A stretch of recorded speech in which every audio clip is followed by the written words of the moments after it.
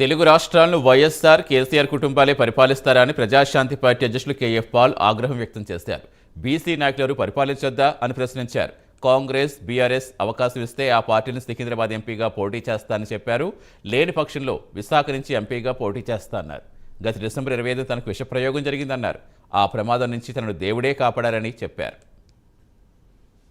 అన్ని అవినీతి పార్టీలతో యుద్ధం చేస్తూ వారు చేస్తున్న అవినీతిని ఎక్స్పోజ్ చేస్తూ విశాఖపట్నంలో ఎంపీగా పోటీ చేస్తున్నానని అనౌన్స్ చేసిన వెంటనే అక్కడ ఉన్న present MP YSRCP MVV Satyanarayana నేను పోటీ నుండి తప్పుకుంటున్నాను అని ఒక ఎమ్మెల్యేగా ఆయన పోటీ చేస్తున్నాడు. అలాగే 5,000 ఓట్లతో ఓడిపోయిన టీడీపీ అభ్యర్థి 4.5 లక్షలు వచ్చిన ఆయన భరత్ నేను టీడీపీ తరపుని పాలుగారికి అపోజిషన్గా పోటీ చేయనని ఆయన మెసేజ్లు పంపించి డైరెక్ట్గా అందరితో చెప్తున్నాడు.